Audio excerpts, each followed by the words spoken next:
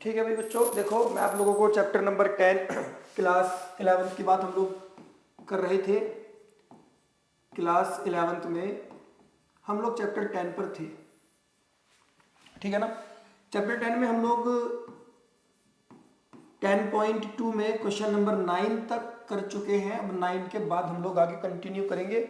जिन बच्चों ने अभी तक इससे पहले की वीडियोस नहीं देखी है, पहले वो इन वीडियोस को देख कर आए, उसके बाद आप लोगों को ये बेहतर समझ आएगा। ये एक इम्पोर्टेंट चैप्टर है बच्चों 11th क्लास के लिए। चलिए तो हम लोग आ जाते हैं अपने क्वेश्चन नंबर 9 तक हम लोग कर चुके थे। अब क्वेश्चन नंबर 10 पर आ जाते हैं, ठीक है। तो देखिए क्वेश्चन नंबर 10 में क्या बोलता है, find the equation of line passing through -3, 5 and perpendicular to the line through the points 2, 5 and -3, 6। Find the equation of line, एक लाइन की इक्वेशन बतानी है जो पास कर रही है -3, 5 से। तो बच्चों आप लोगों को एक बात हमेशा क्लियर होनी चाहिए कि जब भी हमसे इक्वेशन ऑफ लाइन पूछी जाए तो हमारे पास दो चीज़ें होना ज़रूरी है। एक पासिंग पॉइंट के साथ एक स्लोप हो, या फिर दो पासिंग पॉइंट हो। एक पासिंग पॉइंट के साथ एक स्लोप हो या फिर दो पासिंग पॉइंट हो, तो हम आसानी के साथ इक्वेशन क्रिएट कर सकते हैं। फिलहाल आप यहाँ देखेंगे, find the equation of line passing through -3, 5। एक लाइन है जो -3, 5 से पास कर रही है, -3, 5। उसके बाद क्या बोला, उसके बाद बोलता है and perpendicular to the line through the point 2, 5 -3, 6। 2, 5 -3, 6। ये लो भाई 2, 5 -3, 6। ये हमें एक लाइन की इक्वेशन पूछी है हमसे। इस लाइन की find the equation of line passing through -3, 5। एक लाइन की इक्वेशन बतानी है जो -3, 5 से पास कर रही हो और परपेंडिकुलर हो। मैंने आप लोगों को अभी एक बात बताई कि बच्चों जब भी हमसे कभी इक्वेशन पूछी जाएगी तो हमारे पास दो चीज़ों का होना ज़रूरी है। एक पासिंग पॉइंट, उसके साथ एक स्लोप हो, या फिर दो पासिंग पॉइंट हो।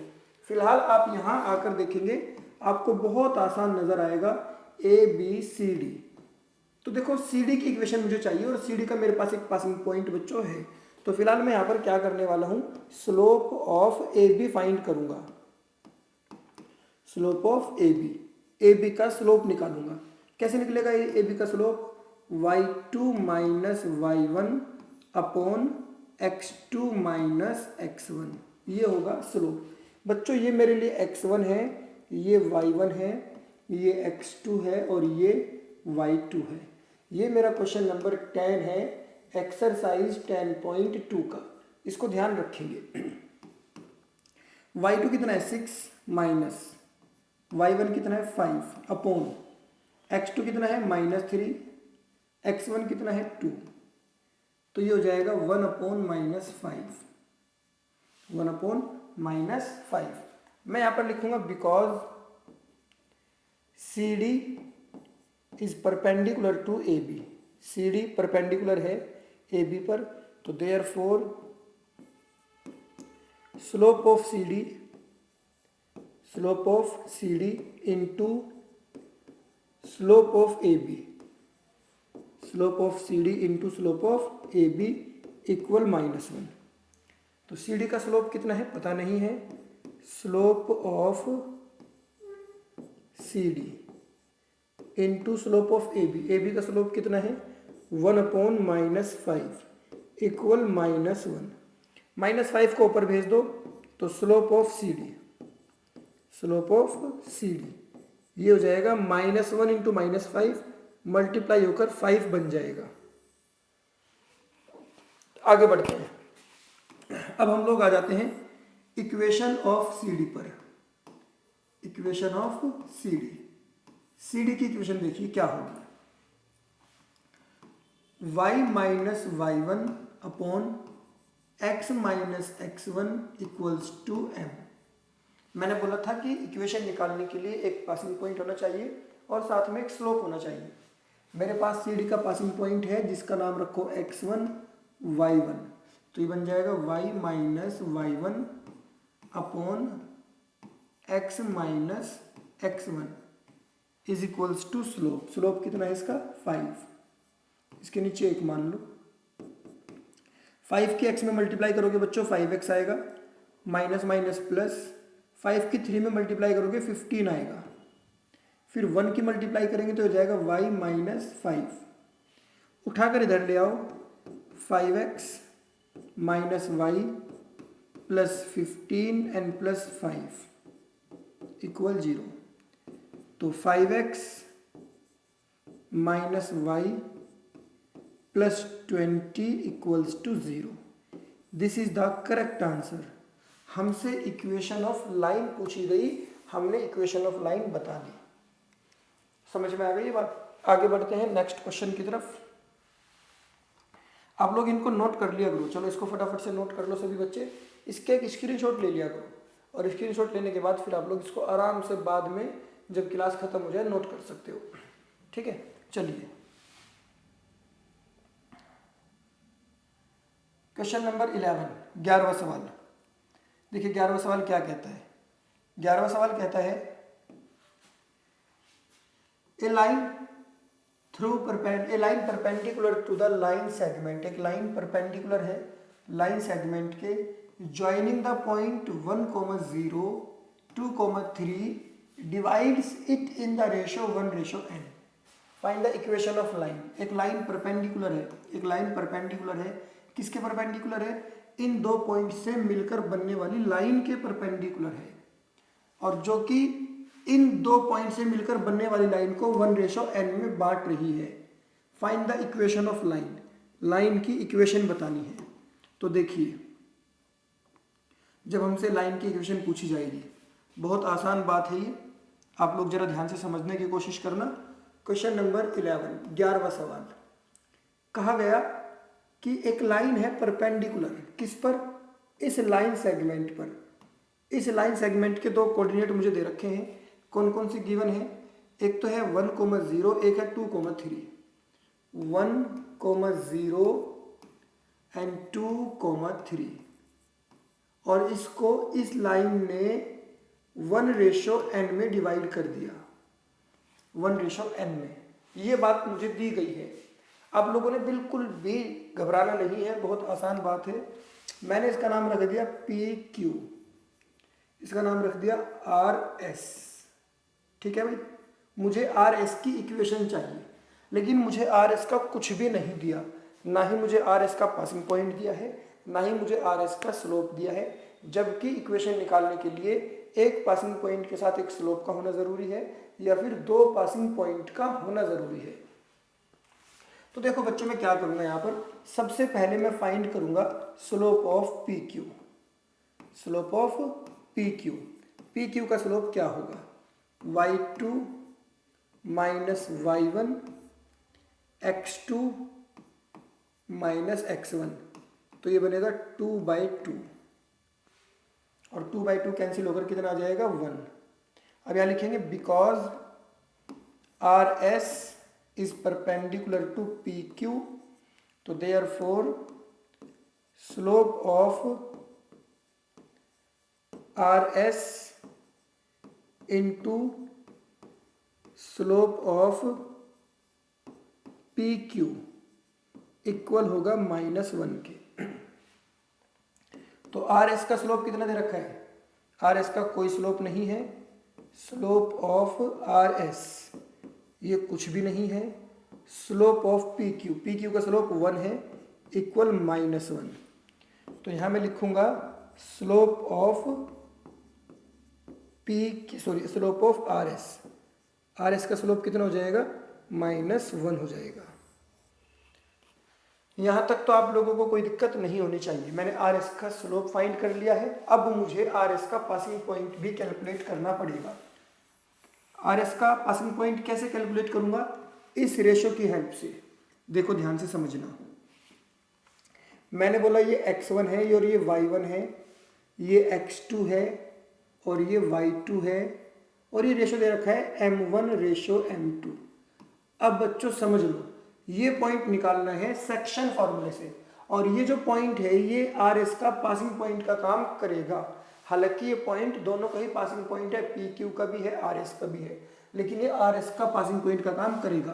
तो x इक्वल क्या होता है, m1 x2 plus m2 x1 upon m1 plus m2, ये हो जाएगा। तो x इक्वल m1 कितना है 1 है, x2 कितना है 2 है, प्लस m2 कितना है n है, और x1 कितना है 1 है, अपॉन m1 प्लस m2। तो x कितना आएगा 2 plus n upon 1 plus n, ये हो जाएगा बच्चों x। फिर जब हम y फाइंड करेंगे y, तो y होगा m1 y2 plus m2 y1 upon m1 plus m2। तो y इक्वल्स टू m1 कितना है 1 एंड y2 कितना है 3, m2 n है और y1 0 है, upon 1 plus n। y equals to 3 upon 1 plus n, ये y हो गया, ये x हो गया। एक तरीके से मेरे पासिंग पॉइंट हो गए। तो मेरे पास इस इक्वेशन के पासिंग पॉइंट भी आ गए और स्लोप भी आ गया।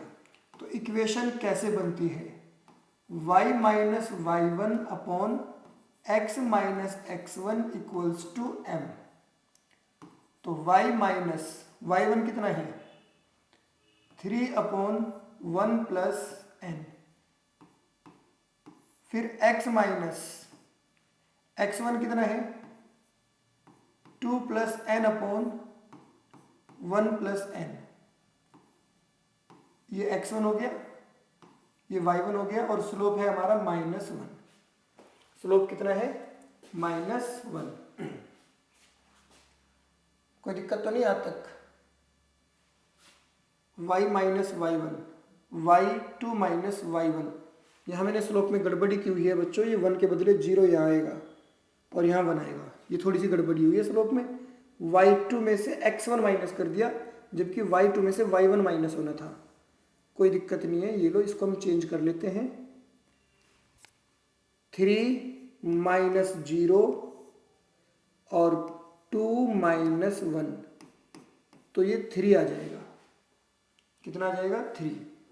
ये भी ठीक है। यहाँ पर यहाँ से थोड़ा सा चेंज कर लेते हैं भाई, ये लो इसको चेंज कर देते हैं, कोई दिक्कत नहीं है इसमें, ठीक है। वो कभी कभी माइंड डाइवर्ट हो जाता है तो थोड़ी सी मिस्टेक हो जाती है, कोई दिक्कत नहीं। Slope of R S, slope of R S, slope of R S into 3, फिर slope of R S, slope of R S, this will B -1/3। ये लोग कोई दिक्कत नहीं इसमें। आ जाते हैं हम वापस से अपने पॉइंट पर ही। तो ये बच्चों यहाँ पर -1/3 लिखा जाना है। इसकी इसमें मल्टीप्लाई करेंगे तो कितना आएगा 1 plus n y -3 upon 1 plus n। इसकी इसमें करेंगे तो 1 plus n into x minus 2 plus n upon 1 plus n equal -1/3। इससे ये कैंसिल हो गया। 3 की मल्टीप्लाई इसमें करेंगे, 3 1 प्लस n y, 3 किस में करेंगे -9, -1 किस में करेंगे तो -1 प्लस n x, माइनस किस में करेंगे तो माइनस माइनस प्लस हो जाएगा 2 प्लस n। ये हो गया। इसे उठाकर इधर ले आओ, 3 1 प्लस n y, माइनस था तो प्लस हो जाएगा 1 plus n x -9 -2 -n equal to 0। तो ये बन जाएगा 3 1 + n y और 1 + n x -2 -11, ये आंसर आ जाएगा। तो बात सारी वही है बच्चों कि इक्वेशन ऑफ लाइन निकालने के लिए हमारे पास पासिंग पॉइंट का और स्लोप का होना बेहद ज़रूरी है। अगर हमारे पास ये दो चीज़ें नहीं है या फिर दो पासिंग पॉइंट हो, या तो पॉइंट और स्लोप हो या फिर दो पासिंग पॉइंट हो, जिसको मैं आप लोगों को पहले भी बता चुका हूँ। जल्दी से फोटो क्लिक करेंगे इसका।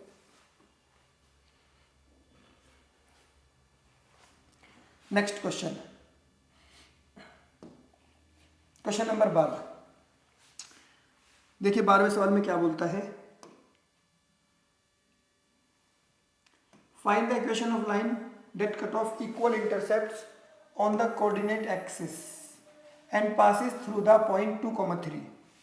दोनों एक्सिस पर इक्वल इंटरसेप्ट काटा जाता है और 2,3 से पास करता है, 2,3 से पास करता है, दोनों एक्सिस पर इक्वल इंटरसेप्ट। क्वेश्चन नंबर 12 है। इसने बोला एक लाइन है जो दोनों एक्सिस पर, जैसे यहां पर काटता है ए पर, तो यहां पर भी क्या काटेगा, ए पर ही काटेगा, और पास किससे कर रहा है, 2,3 से।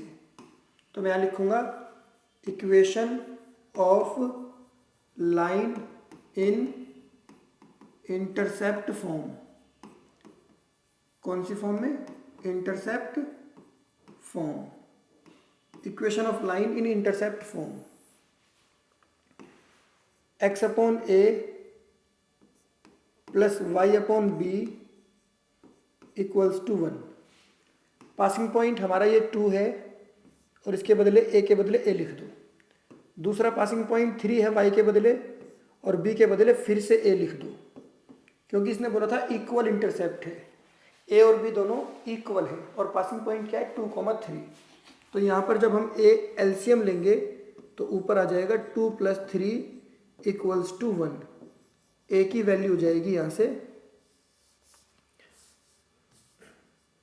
5/a equals to 1। तो a की वैल्यू कितनी हो जाएगी, 5 हो जाएगी। तो अब जब मैं इक्वेशन बनाऊंगा x/a, a के बदले 5 लिखना है, y/b, b के बदले भी 5 लिखना है, और इक्वल्स टू 1। ये आंसर है। आप चाहो तो 5 एलसीएम ले लो, यहां बचेगा x + y equals to 1, x + y equals to 5। ये भी आंसर है। बस आप लोगों को तरीके पता होने चाहिए। ये इंटरसेप्ट फॉर्म की इक्वेशन है। फटाफट इसका स्क्रीनशॉट लीजिए, फिर आगे बढ़ते हैं।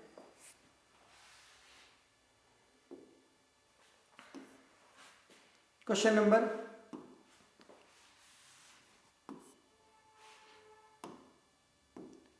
ये हमारा क्वेश्चन नंबर 12 था। 13 पर आ जाइए। Find the equation of line passing through 2,2। ये पास कर रहा है 2,2 से।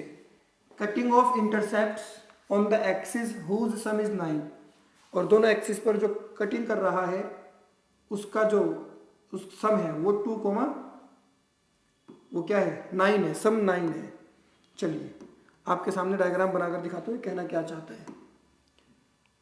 क्वेश्चन नंबर 13 देखिए, 13 में कहना चाहता है कि एक लाइन है जो कि 2,2 से पास कर रही है, 2,2 से पास कर रही है, और दोनों एक्सिस को जहां काट रही है, इसको काट रही है मान लो ए पर और इसको काट रही है बी पर। दोनों एक्सिस को जहां पर भी काट रही है इसका सम 9 है। a + b कितना है, 9। ये है। इतनी बात आपको समझ आ जानी चाहिए। यहां पर लिख लो आप 0,b। Question number 13। ठीक है भाई। तो मैं लिखूंगा यहां पर equation of line in intercept form, in intercept form क्या होगी? x upon a plus y upon b equals to 1। x के बदले लिखो 2, a के बदले a, y के बदले भी 2 और b के बदले 9 माइनस a, b के बदले 9 minus a is equals to 1। a plus b मतलब सम ऑफ इंटरसेप्ट हमें 9 दे रखा है।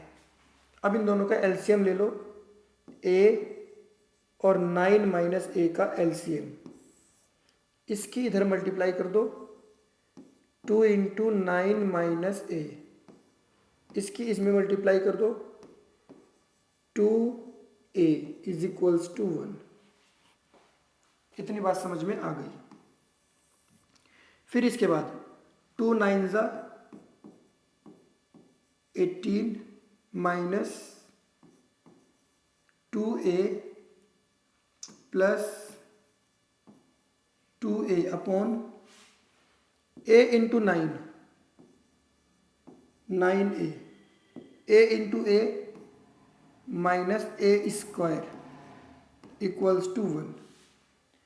इससे ये कैंसिल, 18 को यहीं पर रखा मैंने, इसको 1 से मल्टीप्लाई कर दी और 1 से मल्टीप्लाई करने से कोई फर्क नहीं पड़ता।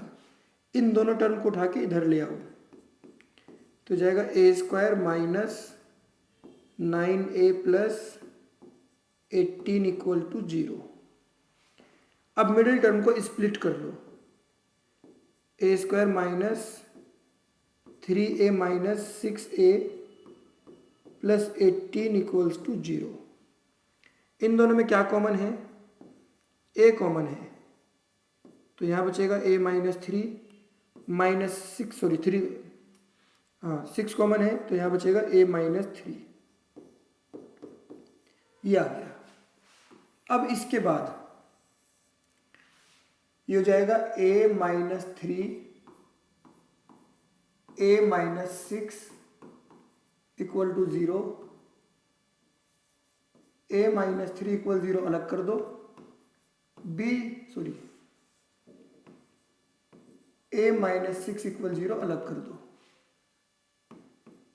तो a की वैल्यू एक तो 3 हो गई और a की वैल्यू एक 6 हो गई। इतनी बात आपको समझ आ जानी चाहिए। अब बनाते हैं इक्वेशन। अगर a 3 है तो b जो है वो 9 माइनस 3 6 है और इक्वेशन जो है वो x by 3 plus y upon 6 equals to 1 है। अब इसको आप सॉल्व करेंगे खुद, एलसीएम लेकर इसको प्रॉपर फॉर्म में लिखेंगे। कैसे? 3 का और 6 का एलसीएम 6 आएगा, 3 2 6 2x, 6 1 6 1y इक्वल्स टू 1,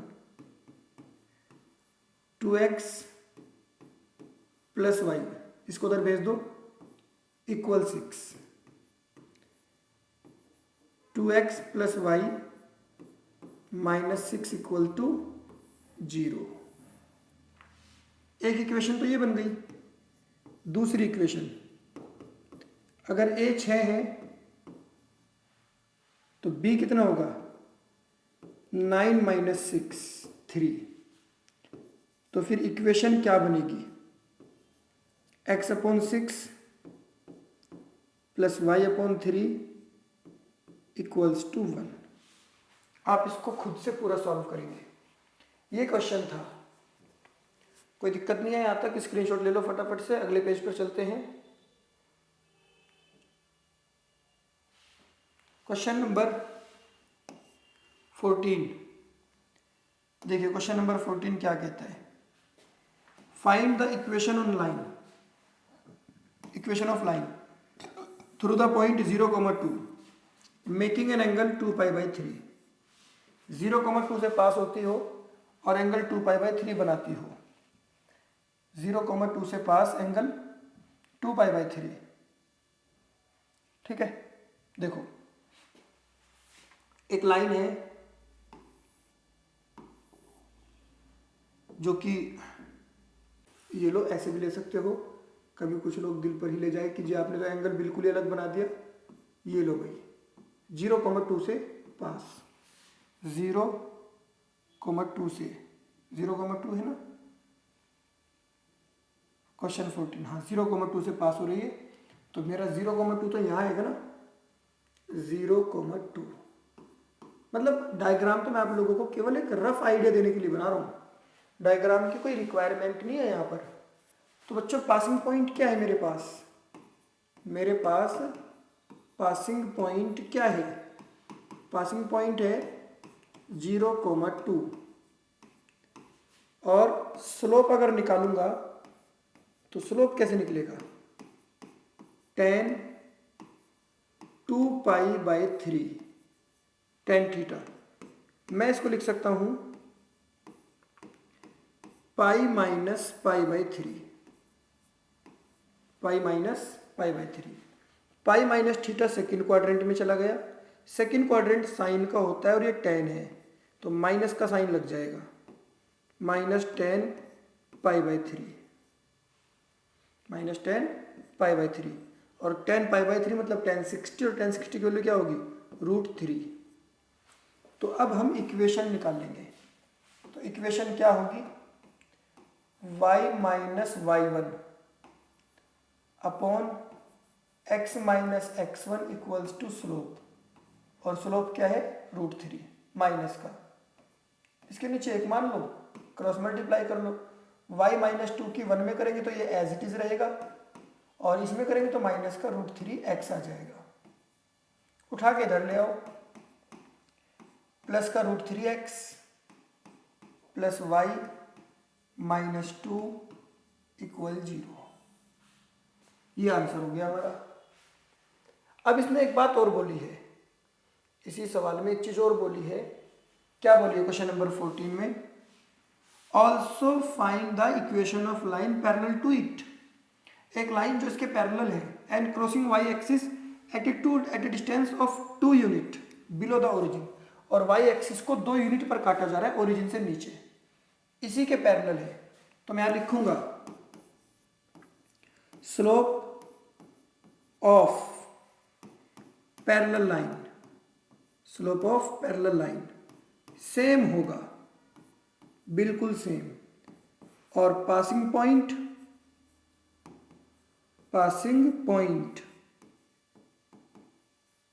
होगा y एक्सिस को बिलो द ओरिजिन, ये पासिंग पॉइंट हो जाएगा।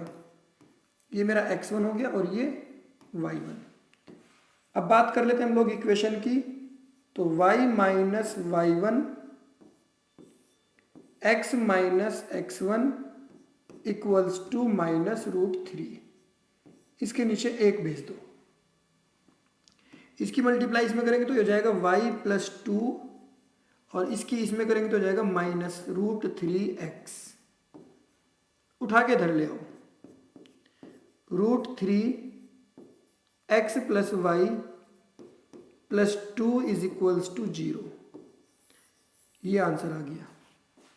ये हो गया हमारा क्वेश्चन नंबर 14। नेक्स्ट क्वेश्चन पर फटाफट से स्क्रीनशॉट ले लो जल्दी से, फिर अगले क्वेश्चन पर चलेंगे हम लोग। अगला सवाल, नेक्स्ट है question number 15। Find the perpendicular from the origin, the perpendicular from the origin to a line meets it at point -2,9। एक लाइन पर ओरिजिन से परपेंडिकुलर ड्रॉ किया गया और वो इसको -2,9 पर मिला। Find the equation of line, उस लाइन की इक्वेशन बतानी है। एक लाइन पर ओरिजिन से परपेंडिकुलर ड्रॉ किया गया, ये लो भाई, मैं आप लोगों के सामने यहां पर ड्रॉ करके दिखा देता हूं। एक लाइन पर ओरिजिन से एक परपेंडिकुलर ड्रॉ किया गया और वो इसको -2,9 पर मिल गया, यहाँ मिल गया -2,9 पर। ओरिजिन से परपेंडिकुलर ड्रॉ किया एक लाइन पर, ओरिजिन ये रहा, इस लाइन पर ड्रॉ कर दिया। कहता है find the equation of line. नाम लिख लेते हैं, इसका नाम ए बी मान लेते हैं और इसका नाम ओ एम मान लेते हैं, ओ एम। हमसे ओ एम की इक्वेशन नहीं पूछेगा क्योंकि ओ एम की इक्वेशन बताना तो बहुत आसान है। ओ एम के तो दो पासिंग पॉइंट है ही हमारे पास। कहाँ है दो पासिंग पॉइंट? एक 0 0, एक -2,9। इसने बोला है find the equation of line. एक लाइन की इक्वेशन बताओ जिस पर ओरिजिन से परपेंडिकुलर डाला गया और वो -2,9 पर मिला। तो हमें क्या करना होगा, ए बी की इक्वेशन के लिए बच्चों ए बी का पासिंग पॉइंट तो -2,9 है ही, यहाँ लिखेंगे passing point of A B, passing point of A B. A B का पासिंग पॉइंट क्या है? -2,9। अब बात करते हैं हम इसके स्लोप की। तो सबसे पहले हम स्लोप निकालेंगे किसका? ओ एम का। स्लोप ऑफ ओ एम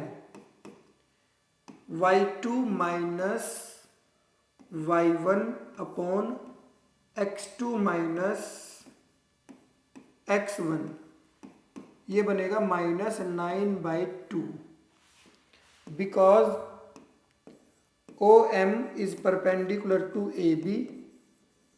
तो therefore slope of O M into slope of A B equal -1।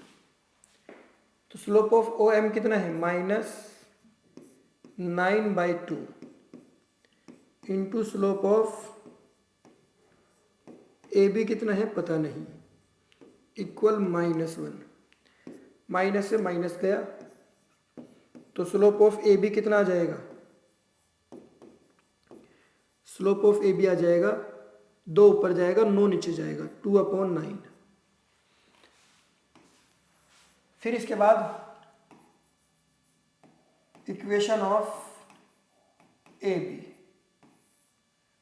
y minus y1 upon x minus x1 equals to m। तो y माइनस y1 कितना है? 9 है और x minus x1 कितना है? -2 है। ये y1 है, ये x1 है और इक्वल्स टू स्लोप कितना है?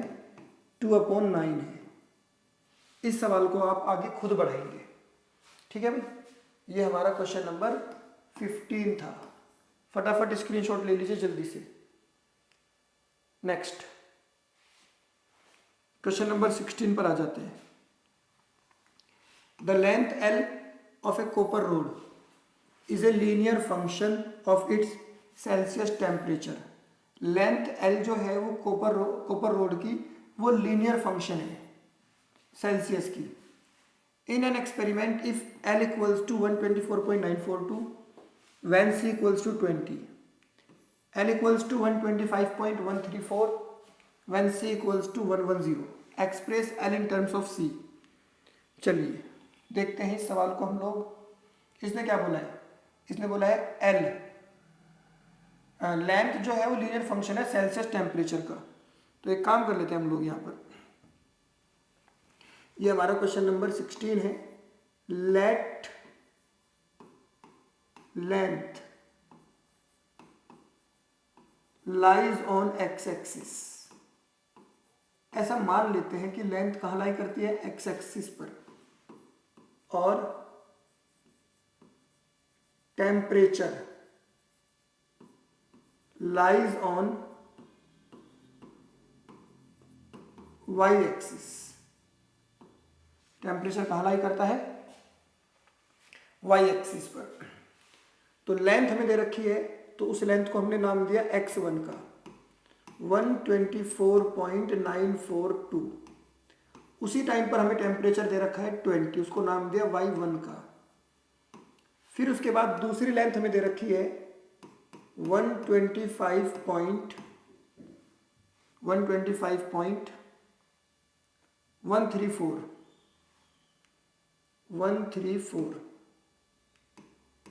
ये लो भाई, और उसी समय हमें टेम्परेचर दिया है 110। तो इक्वेशन जब मैं यहाँ पर बनाऊंगा इसकी y minus y1 upon x minus x1 equal y2 minus y1 upon x2 minus x1। y क्या था मेरा? टेम्परेचर c था, और x क्या था? Length l। y1 कितना है? 20, और x1 कितना है? 124.942 इक्वल y2 कितना है? 110 माइनस 20 और 125.132 माइनस 124.942। ये सवाल बना। कर लेते हैं इसको सॉल्व। इसने मुझसे क्या पूछा है? इसने बोला है L in term of C, L को C के टर्म में बताना है। C minus 20 L minus 124.942 minus करेंगे तो कितना आएगा? 90। 4 माइनस 2 2 आ जाएगा, यहाँ पर 9 आ जाएगा, यहाँ पर 1 ये आ जाएगा। क्रॉस मल्टीप्लाई कर लेते हैं। हमें चाहिए L in term of C, L चाहिए C के टर्म में। 90 की मल्टीप्लाई करेंगे L माइनस 124.942 इक्वल इस किस में करेंगे? 0.192 C माइनस 20। तो 90 को उधर भेज दो। L minus 124.942 0.192 C minus 20 upon 90। मुझे L चाहिए C के टर्म में, L चाहिए C के टर्म में। इसको भी उधर भेज दो। 0.192 C minus 20 upon 90 and plus 124.942। अब इसकी कैलकुलेशन आप लोगों ने करनी है खुद से। C की मल्टीप्लाई इसमें कर देना और इसमें भी कर देना, और इसकी इसमें मल्टीप्लाई करके एलसीएम ले लेना। ये मेरा आंसर बन जाएगा। L C के टर्म में मैंने कैलकुलेट कर दिया है।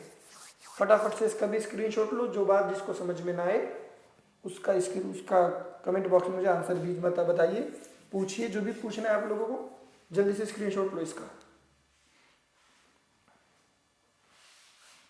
Next question, question number 17। The owner of A milk store finds that he can sell 980 liters of milk at ₹14 per liter, 1220 liters of milk at ₹16 per liter, 980 litre दूध 14 रुपये पर litre के हिसाब से, 1220 लीटर दूध 16 रुपये पर लीटर के हिसाब से। Assuming a linear relationship between selling price and demand, selling price और डिमांड के बीच एक लीनियर रिलेशनशिप को एज्यूम करते हुए बताइए how many litres could he sell weekly at ₹17 per litre. तो देखिए 980 लीटर 14 रुपये के हिसाब से, तो मैं यहाँ पर क्या लिखने वाला हूँ? मैं यहाँ पर लिखूंगा let demand lies on X axis, price lies on Y axis. Question number 17, let demand lies on X axis और price lies on Y axis. तो पहली डिमांड कितनी है? 980 और उसका प्राइस कितना है? 14 रुपीज पर लीटर। दूसरी डिमांड कितनी है? 1220 और उसका प्राइस कितना है 16 रुपीज़ पर लीटर। अब रिलेशनशिप बनाइए y minus y one upon x minus x one equals to y two minus y one और x2 माइनस एक्स वन। ठीक है, तो y माइनस वाई वन कितना होगा 14, x माइनस एक्स वन कितना होगा 980, y2 16, y1 14, x2 1220 माइनस 980, तो ये हो जाएगा y minus 14 x minus 980 equals to 2 upon 240। तो अगर price is 17 rupees per litre तो y minus 17 rupees per litre, तो 17 माइनस 14 x माइनस 980 1 अपॉन 120, ये आ गया। यहां पर कितना आएगा 3 upon x minus 980 equal 1 upon 120, cross multiply करेंगे x माइनस 980 और 12 तिया 36 360, इसे भेज दो उधर, ये जाकर इसमें जुड़ जाएगा तो ये कितना हो जाएगा 1340।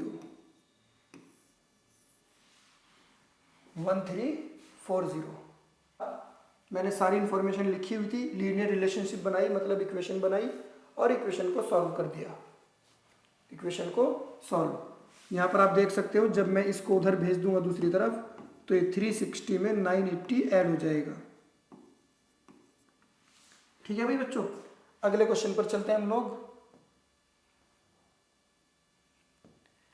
नेक्स्ट क्वेश्चन है हमारा क्वेश्चन नंबर 18, कहता है PAB is mid point of line segment. PAB जो है वो लाइन सेगमेंट का क्या है मिड पॉइंट है। Show that equation of line PAB is mid point of line segment between axis. PAB mid point है।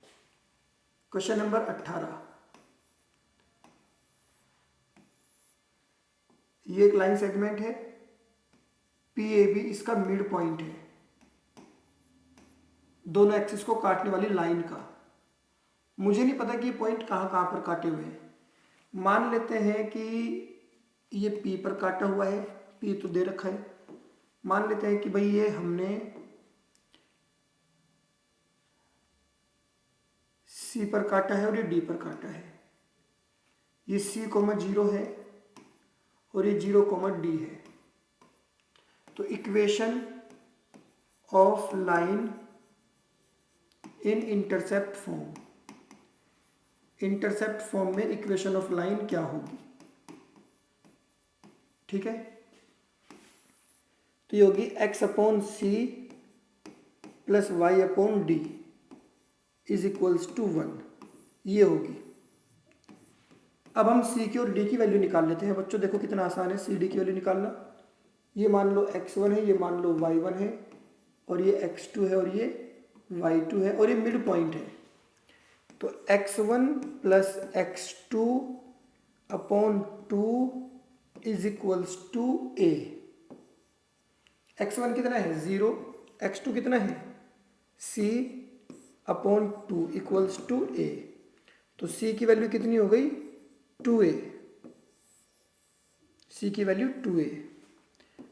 y1 plus y2 upon 2 equals to b। y1 कितना है d, y2 कितना है 0, तो d कितना हो जाएगा यहां पर 2b। तो इक्वेशन क्या बन जाएगी अगर मैं c के और d की वैल्यू पुट कर दूं इसके अंदर, x upon 2a plus y upon 2b equals to 1। दोनों में से 2 को बाहर कॉमन ले लो, x upon a y upon b. 2 यहाँ से बाहर आ जाएगा और जाके 1 में मल्टीप्लाई कर लेगा, x upon a y upon b, this will be 2, hence proved. इस तरीके से हमने इस क्वेश्चन को करना है। इंटरसेप्ट फॉर्म की इक्वेशन लिख देनी है, उसकी वैल्यू निकाल लेनी है। जल्दी से फोटो क्लिक कर लीजिए, इसकी स्क्रीनशॉट ले लीजिए। अगले क्वेश्चन पर आ जाते हैं।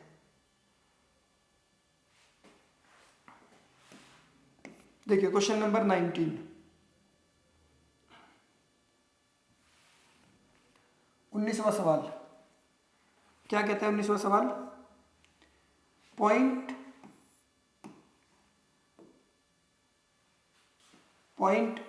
आर एच कॉमा के divide A line segment between the axis in the ratio 1:2। 1:2 में डिवाइड करता है। पिछले सवाल में मिड पॉइंट था, यहाँ 1:2 है, तो कोई दिक्कत नहीं है, बना लेते हैं इसको। आर एच के क्वेश्चन नंबर 19 है बच्चों। 19वां सवाल है, ये मान लेते हैं हमारा आर है एच कोमा के, और इसको मान लेते हैं हम लोग सी। क्या मान लेते हैं? सी कोमा 0, और इसको 0 कोमा डी।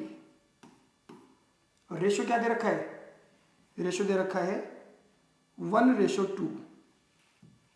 1:2। चलिए इसको माना x1 y1 x2 y2। यहां लिखेंगे equation of line in intercept form. कौन सी फॉर्म में? Intercept form. तो ये क्या होगी? x upon c plus y upon d is equals to 1। अब c की और d की वैल्यू निकालनी है। देखो कैसे निकालेंगे। ये मेरा m1 है और ये मेरा m2 है। तो x इक्वल क्या होता है? m1 x2 plus m2 x1 upon m1 plus m2। तो x इक्वल m1 कितना है? 1 है। x2 कितना है? c है। m2 कितना है? 2 है। और x1 0 अपॉन 1 प्लस 2। 2 1 3। और इस x की वैल्यू कितनी दे रखी है मुझे? x की वैल्यू, ये x है और ये y है। x की वैल्यू h है। 2 1 3, 3 इधर चला जाएगा, 3h हो जाएगा। 3 इधर जाएगा, 3h। ये 0 हो गया बच्चों, इधर बचेगा केवल c। तो c की वैल्यू हो गई 3h। फिर y फाइंड करेंगे। y equal m1 y2 plus m2 y1 upon m1 plus m2। m1 1 है, y2 0 है, m2 2 है, y1 d है, और नीचे 1 प्लस 2, और यहाँ y के बदले आएगा k। 2 और 1 3, 3 को इधर भेज दो। ये हो गया आपका 3k और इक्वल में हो गया 2d। तो अगर d की वैल्यू निकालूंगा तो ये बनेगा 3k/2। ये हो गई d की वैल्यू। d बराबर 3k/2, c बराबर 3h। इसमें पुट कर दो। x के नीचे 3h, y के नीचे 3k/2 इक्वल्स टू 1। 2 घूम के ऊपर चला जाएगा, तो x अपॉन 3h और 2y upon 3k equals to 1। ये मेरा आंसर हो जाएगा। जल्दी से स्क्रीनशॉट ले लो फटाफट से। एक लास्ट क्वेश्चन और बचता है, फिर हम लोग आगे बढ़ेंगे। By using concept of equation, equation का कंसेप्ट यूज करते हुए prove that 3, 0, -2, -2, 8, 0 are collinear. Collinear prove करने के बहुत सारे रास्ते हैं। ए बी का डिस्टेंस प्लस बी सी का distance equals to A C का डिस्टेंस, एक तो ये हो गया।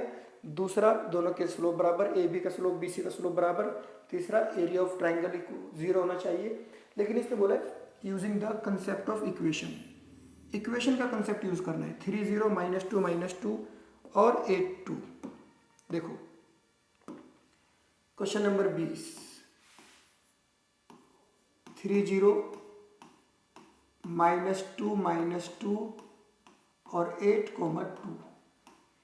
कंसेप्ट ऑफ इक्वेशन यूज करना है इसे कोलिनियर प्रूव करने के लिए। तो बच्चों बहुत आसान है, हम कोई 2 पॉइंट पकड़ेंगे, उन 2 पॉइंट को पकड़ के हम लोग एक इक्वेशन बना लेंगे। पॉइंट चेक कर लेता हूँ, 3, 0, ठीक है। कोई 2 पॉइंट पकड़े, एक इक्वेशन बना ली, x1, y1, x2, y2 बनाइए। y माइनस y1 और x minus x1, y2 minus y1 और x2 माइनस x1। तो ये बनेगा y upon x minus 3 -2 upon -5, इससे कैंसिल हो गया। 2 किस में मल्टीप्लाई करो, 2x -6, 5 किस में करो, 5y। उठा के इधर ले आओ, 2x minus 5y -6 equals to 0। ये आ गया, हमने इक्वेशन बना ली। अब हम क्या करेंगे, तीसरे पॉइंट को इस पर रखकर देखेंगे। अगर ये इक्वेशन सेटिस्फाई हो गई तो हम कहेंगे कि तीसरा पॉइंट भी इसी लाइन पर है। मैं बोलूंगा इसको इक्वेशन फर्स्ट मानते हुए, put x equals to 8, y equals to 2 in equation first. Put करके देखते हैं हम लोग। 2 इंटू 8, 5 इंटू 2 -6, 16 माइनस 10 माइनस 6 बराबर 0 आ गया। तो हैंस सेटिस्फाई हो गई ना, बराबर 0 आ गया। Hence points are collinear. अगर सेटिस्फाई ना होती तो हम कहते हैं पॉइंट कोलिनियर नहीं है। देखो हमने 2 पॉइंट लेकर इक्वेशन बनाई और उस इक्वेशन पर तीसरे पॉइंट को पुट किया। अगर इक्वेशन सेटिस्फाई हो गई तो हम कहेंगे हाँ ये पॉइंट भी इसी लाइन पर लाई करता है, तो ये पॉइंट्स कोलिनियर है। तो बच्चों हमारी एक्सरसाइज 10.2 कंप्लीट हो गई। अगली वीडियो में हम 10.3 से पहले उसका कंसेप्ट जानेंगे और फिर उसके क्वेश्चंस जानेंगे। ठीक है, आप लोगों को वीडियो कैसी लगी, क्लास कैसी लगी, ये आप लोग जरूर कमेंट बॉक्स में बताइएगा और इसको जितना ज़्यादा हो सकता है वीडियो को लाइक भी शेयर भी कर दीजिएगा। ठीक है, चलिए आज के लिए इतना ही काफ़ी है।